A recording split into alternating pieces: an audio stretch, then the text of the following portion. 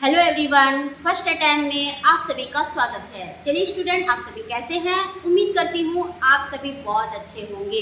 तो चलिए स्टूडेंट, आप सभी स्टेट और बीपीएससी की जो है तैयारी में पूरा एकदम लग गए होंगे।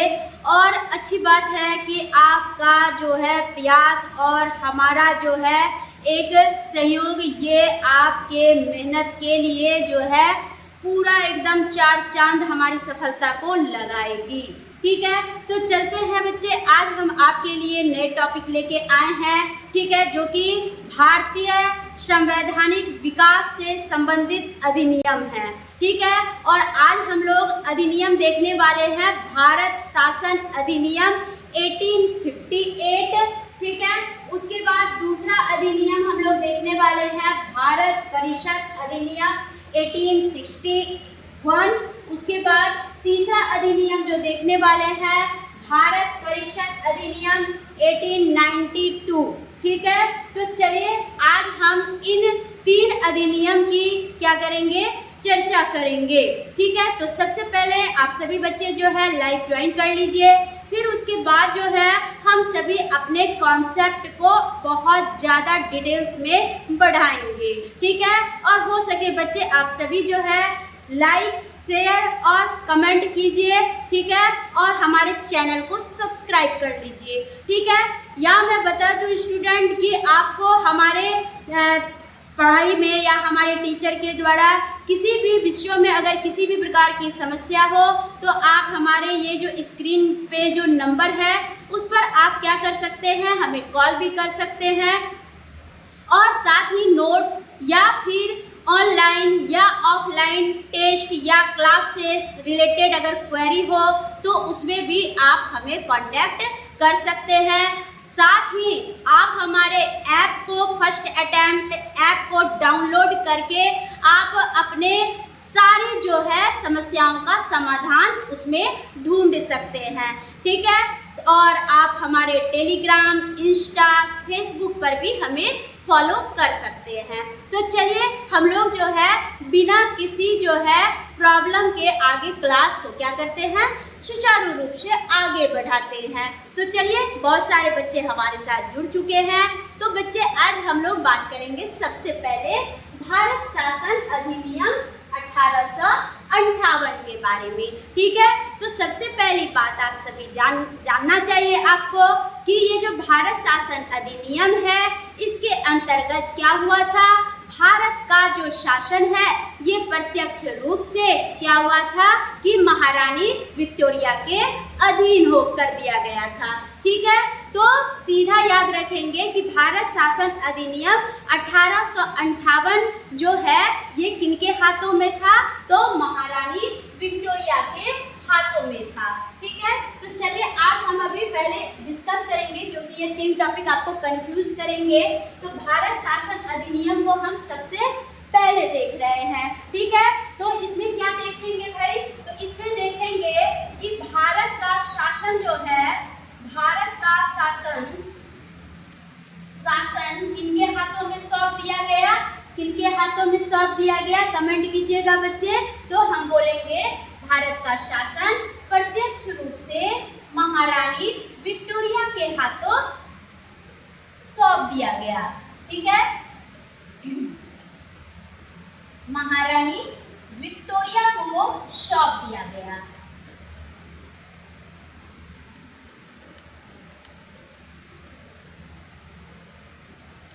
ठीक है, को सौंप दिया गया। सबसे पहली बात इस अधिनियम का सबसे पहला बात, चलिए यहाँ तक तो हम भाई समझ गए।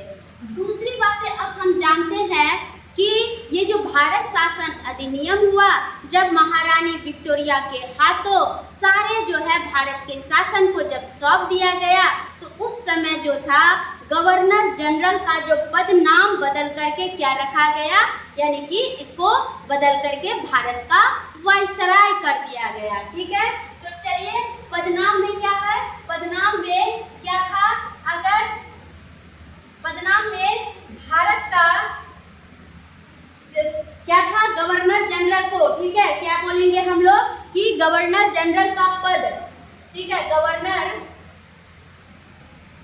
जनरल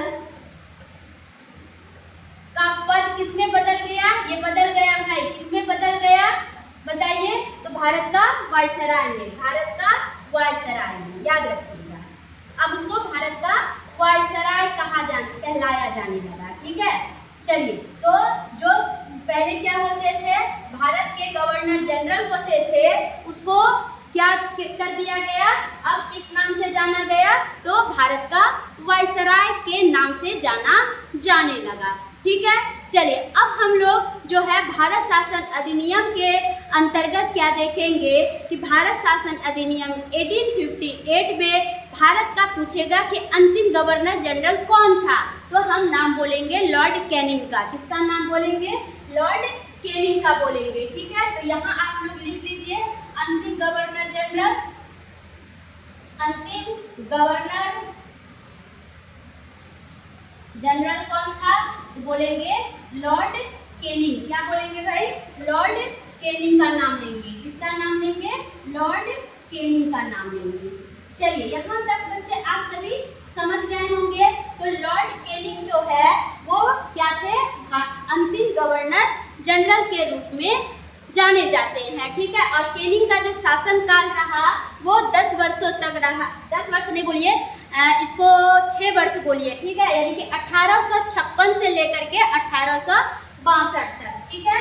1856 से लेकर के 1862 तक जो है लॉर्ड कैनिंग जो अंतिम गवर्नर जनरल के रूप में थे, ये 6 साल के शासनकाल तक क्या हुए, बने रहे, ठीक है। और ये जो थे लॉर्ड कैनिंग जो है ये प्रथम वायसराय भी थे। भारत के प्रथम वायसराय कौन थे, यानी कि कैनिंग के ही शासन काल में क्या हुआ था कि गवर्नर जनरल का पद बदल करके वायसराय में बदला गया था।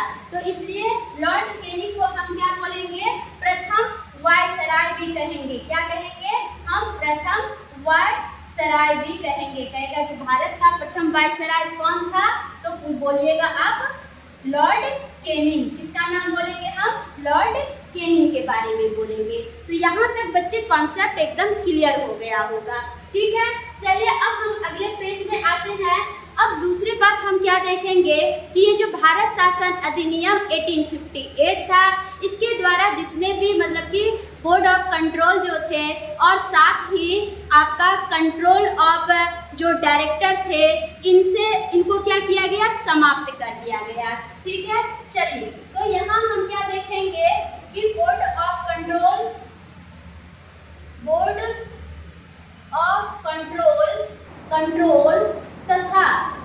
तथा क्या समाप्त कर दिया गया, कमेंट कीजिएगा, तथा बोर्ड ऑफ डायरेक्टर, ठीक है, कंट्रोल ऑफ डायरेक्टर तथा कंट्रोल ऑफ डायरेक्टर के पद को समाप्त कर दिया गया। डायरेक्टर के पद को समाप्त कर दिया गया, ठीक है। बहुत बढ़िया। तो भारत शासन अधिनियम 1858 में हमने क्या देखा कि बोर्ड ऑफ कंट्रोल और आपका क्या था, कंट्रोल ऑफ डायरेक्टर जैसे जो क्या थे, पद थे, ये इनको क्या किया गया, पूर्ण रूपेण समाप्त कर दिया गया, हटा दिया गया। और भारत का जो राज्य सचिव थे, उनका नया पद एक क्या हुआ, सृजन हुआ, राज्य सचिव का, ठीक है। तो राज्य सचिव के नए पदों का क्या हुआ, सृजन हुआ। राज्य सचिव के नए पदों का सृजन, नए पदों का क्या हुआ, सृजन।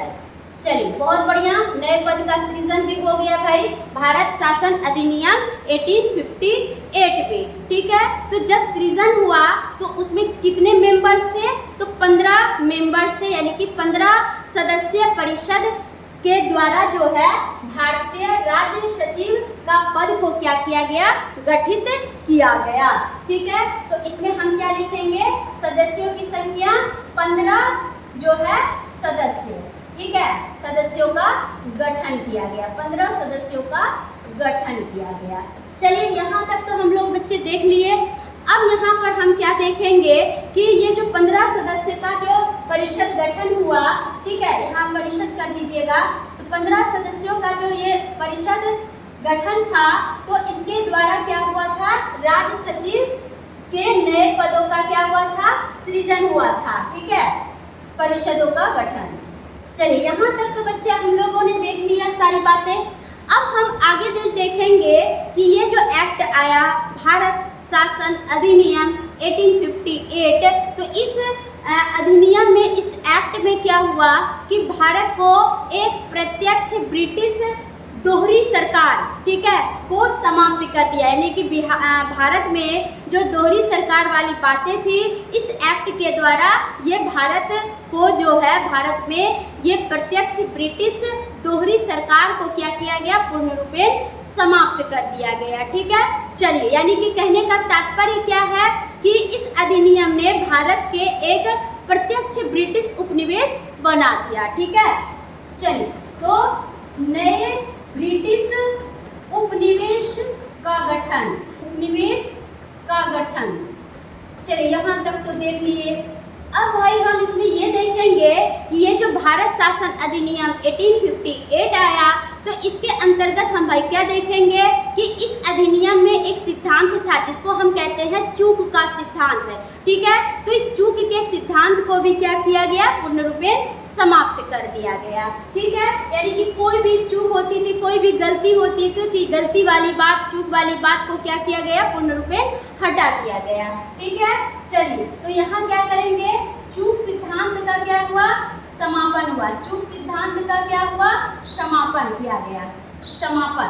तो ये सारी बातें हम लोग देख लिए।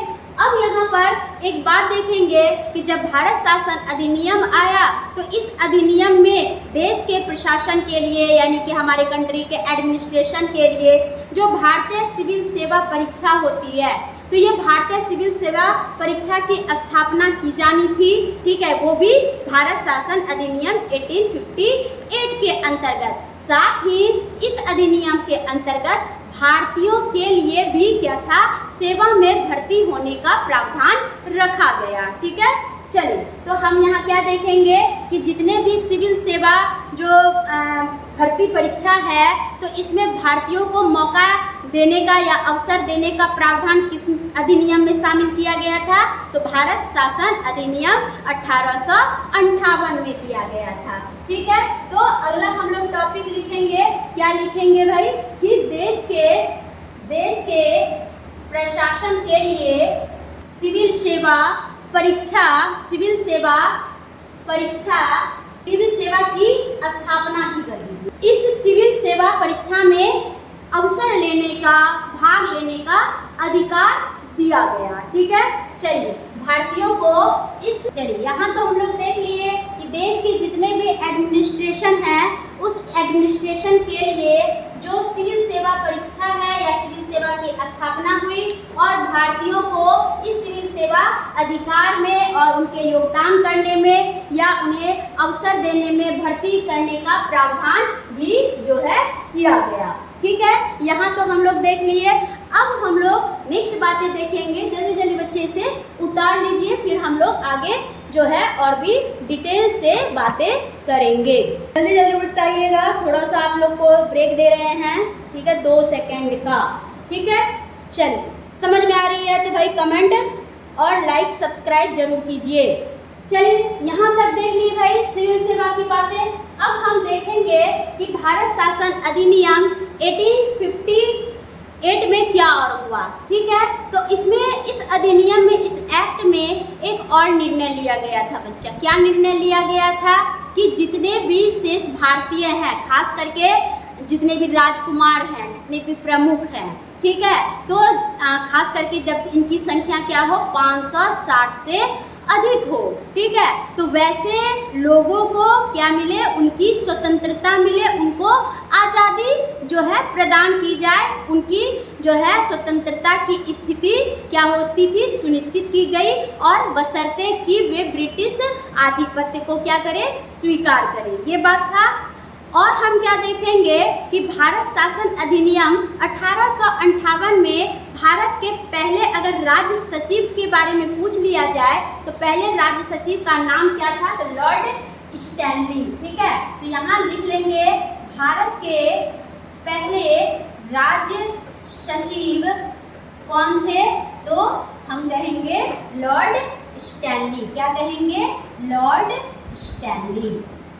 चलिए यहाँ तक बच्चे समझ गए।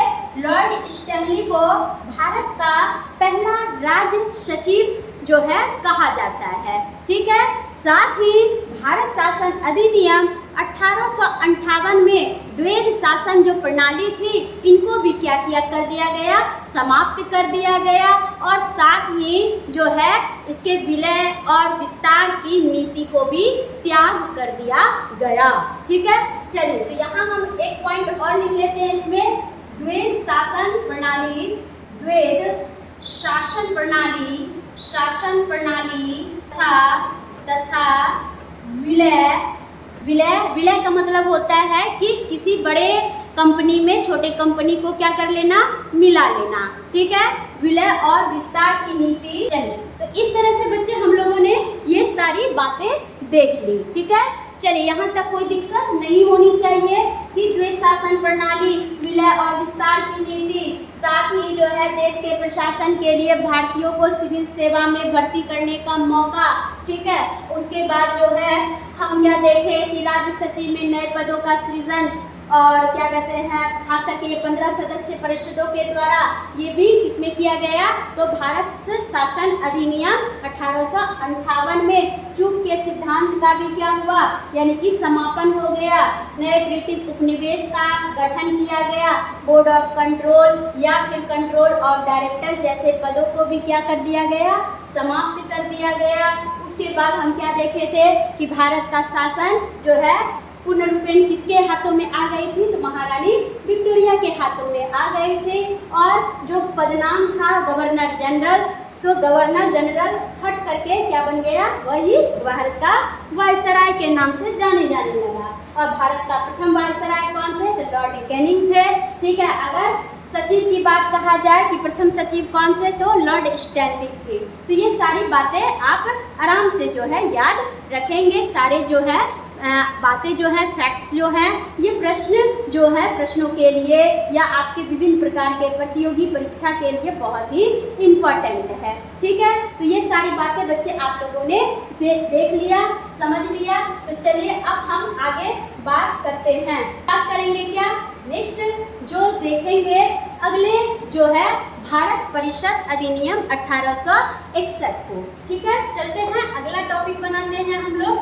भारत 1858 के बाद जो है भारत शासन अधिनियम 1858 के बाद जो है क्या बना, भारत परिषद अधिनियम 1861। अब यहाँ पे हम जानेंगे कि ये भारत परिषद अधिनियम 1861 क्या है और इसके अंतर्गत क्या क्या प्रावधान किए गए, ठीक है। तो सबसे पहली बात बच्चे देखिए, आपको जो भी दिक्कत है ना, ठीक है, तो आप हमें कमेंट करिए, हम आपकी सारी दिक्कत को जो है क्या करेंगे, दूर करेंगे। और एकदम बच्चे समझना है, नहीं समझ में आए तो 50 बार आप कमेंट कीजिए, ठीक है। इसके लिए हमें कोई परेशानी नहीं है, बस हमारा एक ही मोटो है कि आपको समझ में आना चाहिए, ठीक है। और आप सीखेंगे, ये इससे बड़ी खुशी हमें और कुछ नहीं हो सकती है, ठीक है। तो चलिए, हमारे लिए ये सबसे बड़ा खुशी यही है कि आप सफल होइए और बहुत ऊंचाई और बुलंदियों पे जाइए, और हमें कुछ नहीं चाहिए। तो बेटा इसलिए आपको जो भी दिक्कत हो ना, तो हमारे स्क्रीन पर दिए गए नंबर पर क्या कीजिए, आप कॉल कीजिए और हमारे ऐप से बहुत सारा आपको हेल्प मिल जाएगा, ठीक है। तो चलिए बच्चे, अब हम लोग टॉपिक की ओर आते हैं। तो अब चलेंगे हम लोग भारत परिषद अधिनियम 1861 में, ठीक है। तो 1861 क्या कहता है, तो भारत शासन या भारत परिषद अधिनियम 1861 जो है, इसमें इसके प्रावधानों के अनुसार क्या था, तो था क्या कि वायसराय का जो परिषद था, ठीक है, वायसराय की परिषद का विस्तार किया जाता है, ठीक है। वायसराय के परिषद का क्या किया जाता है, विस्तार किया जाता है। साथ ही हम क्या देखेंगे कि जब विस्तार होता है तो इसके लिए कई प्रकार के कानूनों का, कई प्रकार के नियमों का, यहाँ तक कि कई प्रकार के जो है नियमावलियों का क्या होगा, निर्माण होगा। तो कानून के निर्माण के लिए भाई कम से कम कितना, यानी कि 6 और अधिक से अधिक 12, ठीक है, सदस्यों का होना क्या था, जरूरी था, ठीक है। और इन 12 सदस्यों के द्वारा और 2 साल के कार्यकाल में क्या किया गया, इस परिषद अधिनियम 1861 के द्वारा जो है क्या हुआ, वायसराय की जो वायसराय परिषद की सदस्यों की जो संख्या है वो पूर्ण रूपेण क्या कर दी गई, बढ़ा दी गई, यानी कि 12 से कितनी कर दी गई, 17 कर दी गई। समझ में आ गया कि क्या कहना है, कहने का मतलब यही है कि इस अधिनियम में यानी कि भारत परिषद अधिनियम 1861 ईस्वी में बच्चा क्या हुआ कि जो वायसराय परिषद का गठन करना था ना, उसका विस्तार करना था ना, तो ये विस्तार की बातें हुई। तो इसमें जो कम से कम जो है 6 सदस्य होना चाहिए और अधिक से अधिक क्या होना चाहिए, 12 सदस्य होना चाहिए। तो वैसी स्थिति में क्या था कि शासन को सुचारू रूप से चलाने के लिए, कानून व्यवस्था को सुचारू रूप से लागू करने के लिए इस भारत परिषद अधिनियम 1861 के दौरान क्या किया गया कि इसे वायसराय परिषद का जब गठन हुआ तो इसको विस्तारित किया गया, यानी कि 12 सदस्य से इसकी संख्या बढ़ा करके कितनी कर दी गई, 17 कर दी गई। ठीक है, चलिए तो यहाँ हम क्या देखेंगे, लिख लीजिए क्योंकि लिखा हुआ चीज ज्यादा आपको याद रहेगा। ठीक है, तो हम क्या बोलेंगे, इस परिषद के अनुसार, परिषद के अनुसार तो इस परिषद के अनुसार क्या हुआ था, तो प्रावधानों में क्या हुआ था, सुधार हुआ था। क्या सुधार हुआ था, तो वायसराय परिषद का विस्तार 12 सदस्यों से लेकर 17 सदस्यों तक विस्तारित किया गया। चलिए बहुत बढ़िया। यहाँ हम लोग देखें तो यानी कि इसमें हम अगर पूछेगा कि सदस्यों की न्यूनतम संख्या कितना, तो न्यूनतम संख्या बोलेंगे हम सदस्यों की 6। अधिकतम कितना, तो 12। अधिकतम संख्या है 12। ठीक है, विस्तारित कितना किया गया, तो विस्तारित किया गया 12 से कितना, 17। विस्तारित किया गया 17, ये याद रखिएगा। ठीक है, चलिए अब हम दूसरी बातें क्या देखेंगे कि इस अधिनियम में यानी कि भारत परिषद अधिनियम 1861 में क्या हुआ कि इस नियम में या इस शासन के द्वारा क्या हुआ, खास करके भारतीयों को, ठीक है, इंडियंस को भागीदारी यानी कि पार्टिसिपेट बनाने का प्रथम प्रयास किया गया कि 17 सदस्य में भारत के भी सदस्य क्या ले, पार्टिसिपेट करें। किसमें, भारत परिषद अधिनियम 1861 में। ठीक है, तो इसमें जब सदस्य बनाया गया बच्चा, तो इसमें सबसे पहले सदस्य के रूप में कौन थे, तो इसमें मतलब कहिए कि सबसे पहले बनारस के राजा थे। कौन थे, बनारस के राजा थे। दूसरा जो थे पटियाला के महाराज थे और तीसरा थे दिनकर राव। तीसरा कौन थे, दिनकर राव। तो ये 3 व्यक्तियों को क्या किया गया, यानी कि किसका, भारत परिषद अधिनियम 1861 के सदस्य बनने के लिए क्या किया गया, पूरा जोर दिया गया कि ये सब जो है इस अधिनियम में क्या करे, पार्टिसिपेट करे। ठीक है, तो चलिए बहुत बढ़िया, यहाँ तक हम समझ गए। चलिए इस बात को हम लोग फिर नोट कर लेते हैं। तो क्या नोट करेंगे हम लोग, तो नोट हम लोग करेंगे कि इस अधिनियम के अंतर्गत भारतीयों को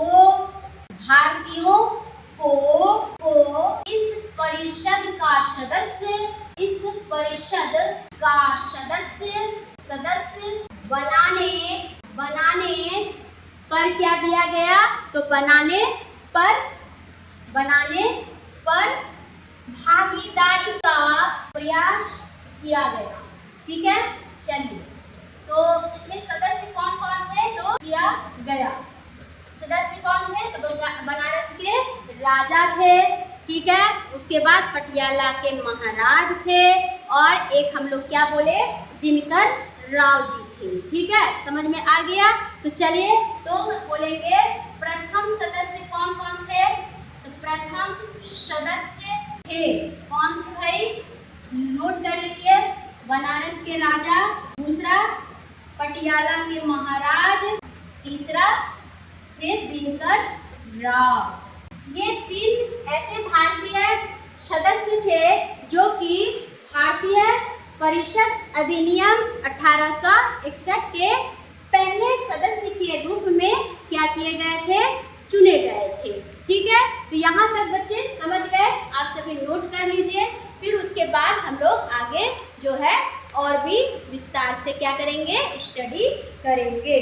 चलिए जल्दी जल्दी कमेंट कीजिए, आप लोग को समझ में आ रहा है? बहुत अच्छा, आप सभी बच्चों को समझ में आ रहा है, कमेंट आ रहा है आप सभी का। चलिए ये अधिनियम अच्छा था, ठीक है। बहुत सारा जो है विभागीय प्रणाली वगैरह भी क्या हुआ, इसी में आयोजित किया गया। किसके द्वारा? लॉर्ड कैनिंग के द्वारा। ठीक है, चलिए तो यहाँ हम क्या बोलेंगे, यानी कि भारत परिषद अधिनियम 1861 के द्वारा, किसके द्वारा? 61 के द्वारा लॉर्ड कैनिंग ने विभागीय प्रणाली की भी क्या की, शुरुआत की कि अलग अलग कार्य क्षेत्र के लिए क्या होना चाहिए, अलग अलग डिपार्टमेंट होना चाहिए। तो ये डिवीजन ऑफ डिपार्टमेंट की बात किसके द्वारा पहल की गई? लॉर्ड कैनिंग के द्वारा की गई। किस एक्ट के तहत? तो भारतीय परिषद अधिनियम 1861 के तहत। ठीक है, चलिए तो अब हम लोग क्या देखेंगे कि लॉर्ड कैनिंग के द्वारा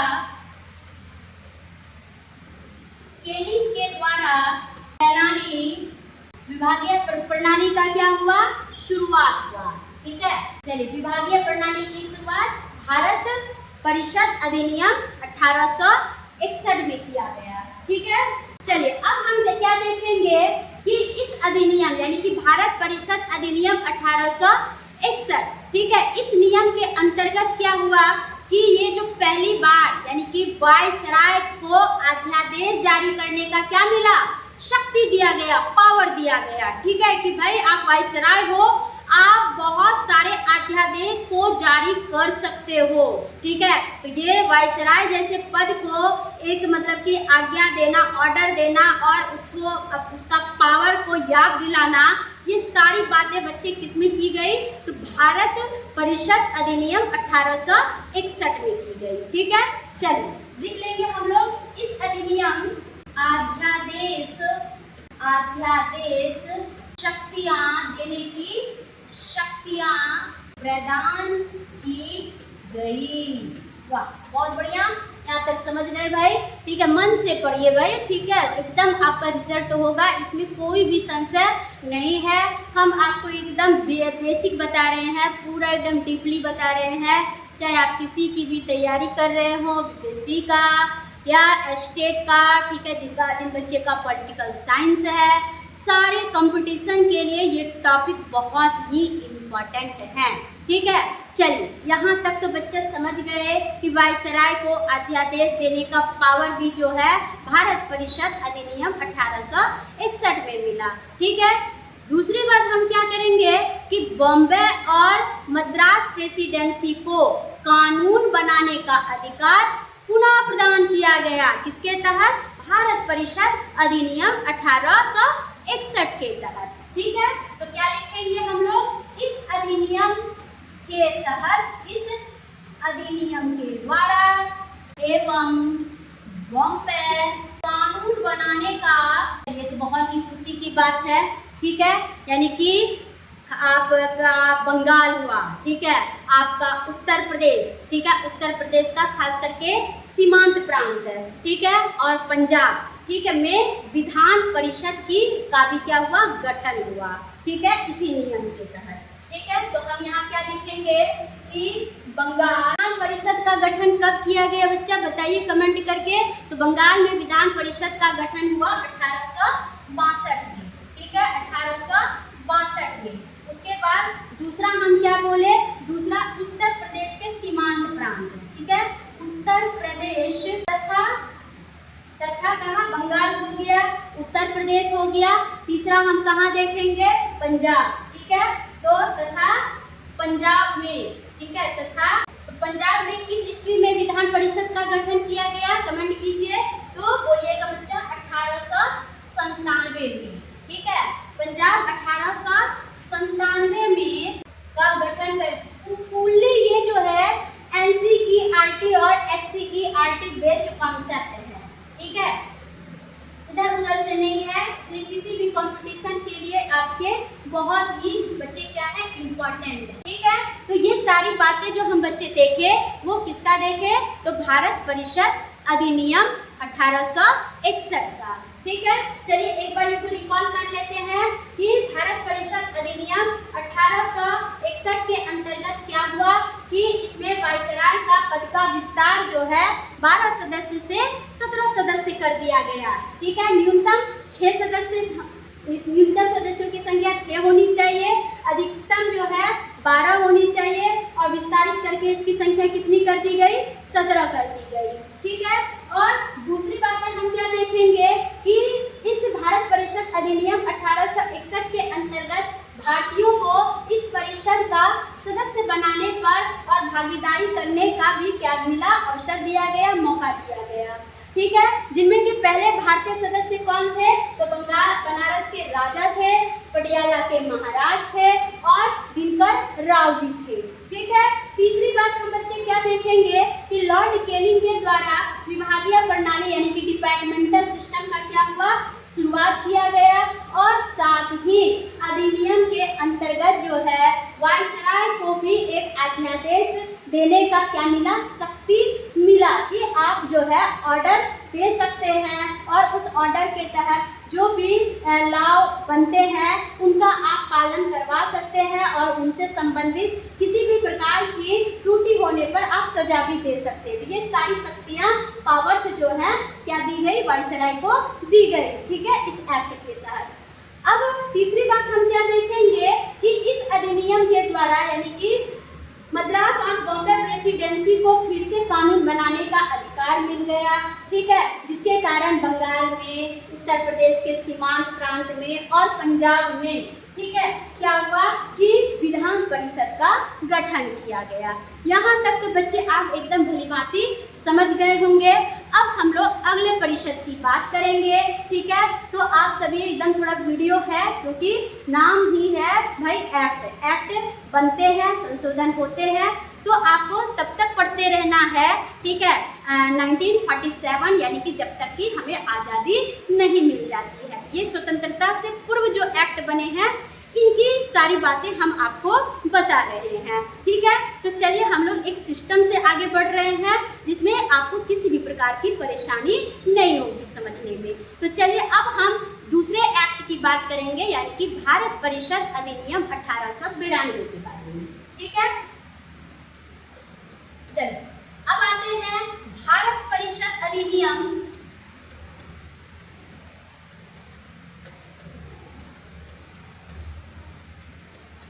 1892। चलिए यहाँ तक अब हम आगे जानेंगे।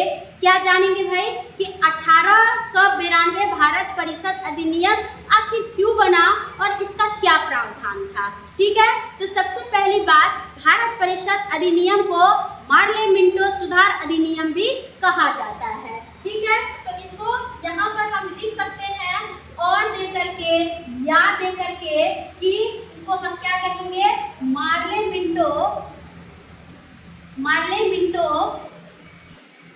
सुधार अधिनियम, मार्ले मिंटो सुधार अधिनियम।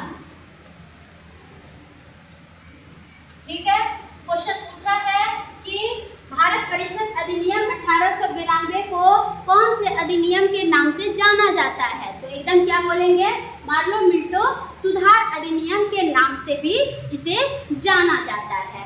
ठीक है, अब इस समय लॉर्ड मार्ले जो कि इंग्लैंड में भारत के राज्य सचिव के रूप में थे और लॉर्ड मिंटो जो है वो भारत में वायसराय थे, याद रखिएगा। ठीक है, तो हमने क्या बोला, तो हमने बोला कि उस समय कब, तो जब भारत परिषद अधिनियम 1892 बना, तो 1892 के शासन काल में लॉर्ड मार्ले जो था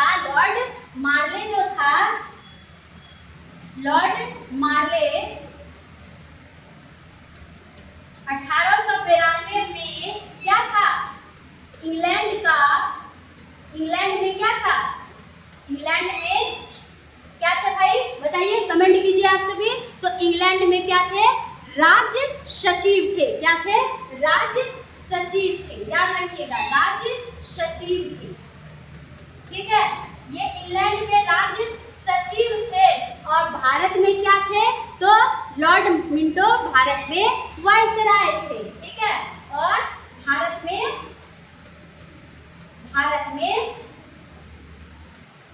वायसराय थे। भारत में क्या थे भाई? वायसराय थे। याद रखिएगा।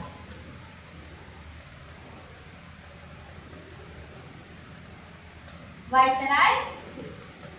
चलिए, यहाँ तक बच्चे आप सभी समझ गए होंगे, किसी भी तरह की परेशानी नहीं हुई होगी। ठीक है, चलिए अब आते हैं हम लोग कि ये जो मार्लिन मिंटो अधिनियम 1892 या फिर भारत परिषद अधिनियम 1892 है, तो इस परिषद में और क्या हुआ, जैसे कि आप सुने होंगे सत्येंद्र प्रसाद सिन्हा के बारे में। ठीक है, सत्येंद्र प्रसाद सिन्हा जो है वो वायसराय की कार्यपालिका परिषद के प्रथम भारतीय क्या थे?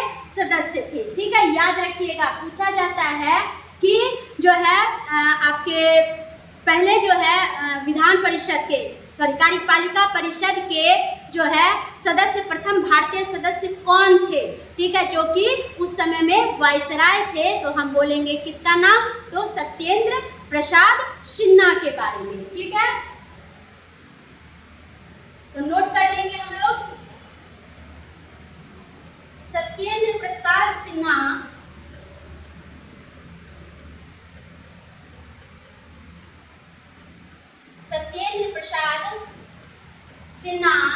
कौन थे? तो सत्येंद्र प्रसाद सिन्हा वायसराय की, क्या? वायसराय की। वायसराय को पहले किस नाम से जाना जाता था? तो गवर्नर जनरल के नाम से जाना जाता था। ठीक है, तो वायसराय की कार्यपालिका परिषद, वायसराय की कार्यपालिका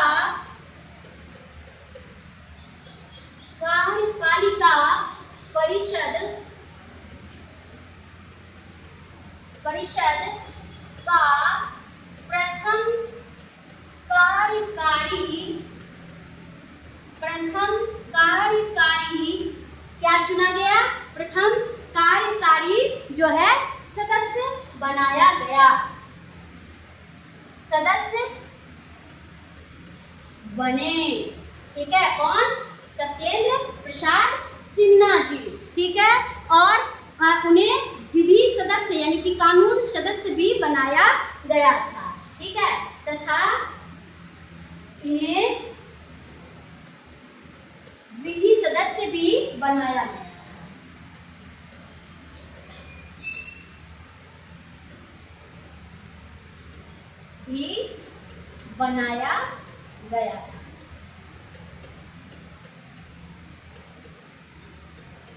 चलिए, यहाँ तक हम लोग देख लिए। चलिए जल्दी जल्दी आप लोग नोट कर लीजिए, फिर आगे और भी हम लोग डिटेल्स जानेंगे।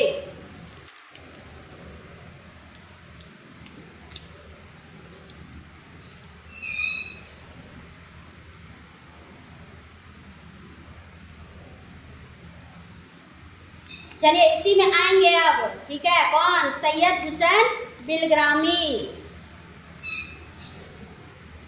चलिए अब आते हैं इसके बाद कि सैयद हुसैन बिलग्रामी का नाम। ठीक है, सैयद हुसैन बिलग्रामी भारतीय सचिव परिषद में जो है प्रथम भारतीय सदस्य नियुक्त किए गए थे। ठीक है, इसी अधिनियम में। ठीक है, तो लिखेंगे इस अधिनियम के अंतर्गत, इस अधिनियम के अंतर्गत सैयद हुसैन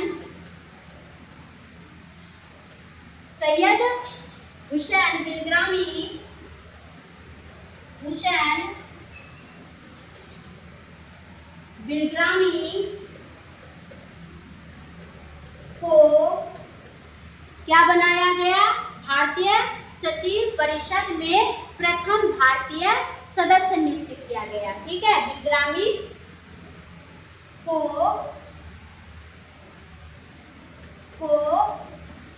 भारतीय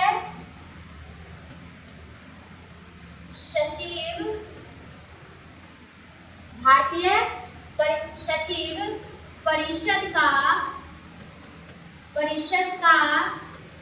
प्रथम सदस्य नियुक्त किया गया।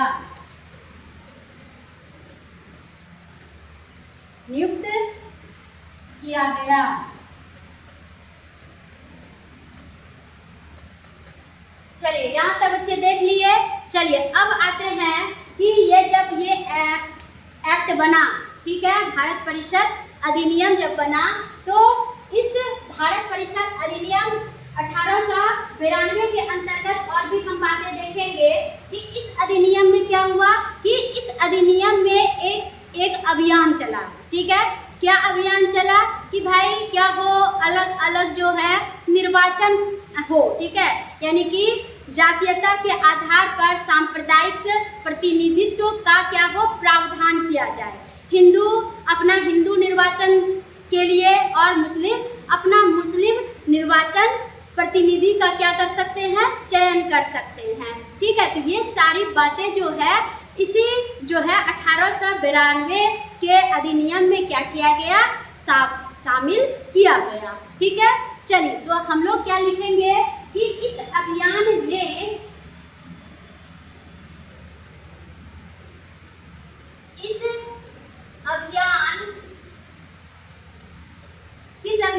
ठीक है, इस अभियान में अलग अलग निर्वाचन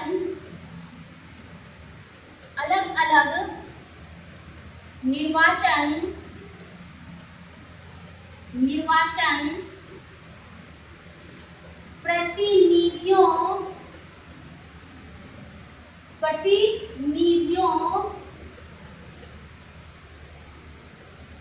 का चयन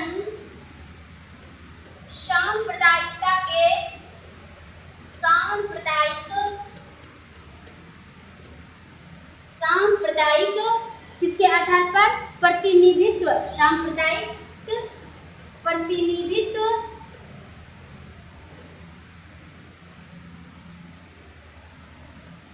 सांप्रदायिक आधार पर प्रावधान किया। ठीक है भाई, यहाँ समझ रहे हैं आप लोग, यानी कि हिंदू मुस्लिम जो अलग अलग जो है अपने प्रतिनिधि चुन सकते हैं, ये सारी बातें सांप्रदायिक प्रतिनिधित्व का प्रावधान भी भारत परिषद अधिनियम 1892 के तहत किया गया। इसके अंतर्गत क्या था कि मुस्लिम सदस्यों का चुनाव केवल मुस्लिम मतदाता ही कर सकते हैं। ठीक है, इसके अंतर्गत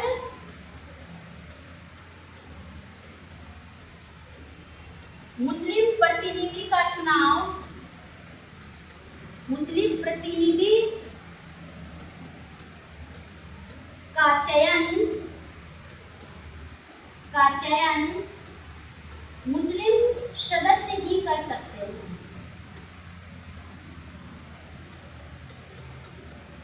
मुस्लिम सदस्य ही कर सकते हैं।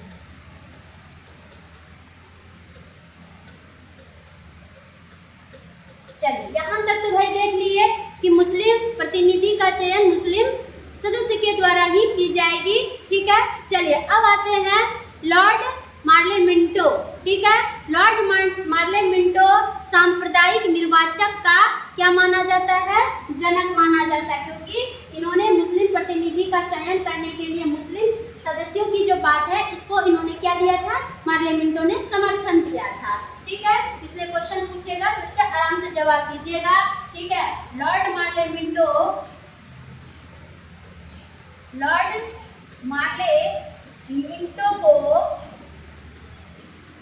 को क्या कहा जाता है, सांप्रदायिक निर्वाचक का जनक।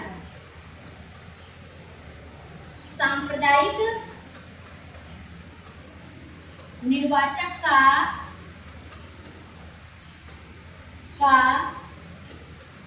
जनक, ठीक है, कहा जाता है। तो सांप्रदायिक निर्वाचक का जनक कौन है, तो लॉर्ड मार्ले मिंटो है। ठीक है, और इस अधिकार अधिनियम के अंतर्गत जो है यानी कि पूरक प्रश्न पूछने की भी आज़ादी प्रदान की गई। ठीक है, कि कोई भी कंप्लीट क्वेश्चन जो है आप क्या कर सकते हैं, पूछ सकते हैं। ठीक है, चलिए तो हम लिखेंगे पूरक प्रश्न पूछने की आज़ादी। पूरक प्रश्न पूछने की आज़ादी का प्रावधान, आज़ादी का प्रावधान किसमें किया गया, तो बोलेंगे भारत परिषद अधिनियम 1892 के अंतर्गत। चलिए यहाँ तक तो बच्चे समझ गए। लास्ट अब हम लोग क्या देखेंगे कि भारत परिषद अधिनियम के अंतर्गत जो है प्रेसिडेंसी, ये समझते होंगे। ठीक है, presidency corporation, chambers of commerce और कई विश्वविद्यालय वगैरह, यूनिवर्सिटीज़ वगैरह। ठीक है, और जो भी जमींदारी वाली बात थी, ठीक है, जमींदारों का जो है जमींदारी पर क्या था, आधिपत्य था, तो ये सारी जमींदारी के लिए जो है अलग प्रतिनिधि का भी प्रावधान इसी एक्ट के अंतर्गत किया गया। ठीक है, तो यहाँ लिख लेंगे, क्या लिखेंगे, board of chambers, board of chambers, chambers, फिर हमने क्या बोला, जमींदारी, जमींदारी तथा प्रेसिडेंसी, प्रेसिडेंसी के लिए अलग अलग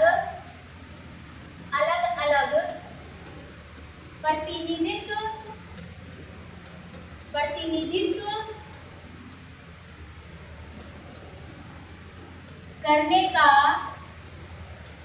करने का अधिकार। ठीक है, तो इस तरह से बच्चे हम लोगों ने इन सारे अधिकार के बारे में देखा। ठीक है, तो एक बार हम और भी भारत परिषद अधिनियम 1892 को रिकॉल कर देते हैं। तो इसको हम मार्ले मिंटो सुधार अधिनियम भी कहते हैं।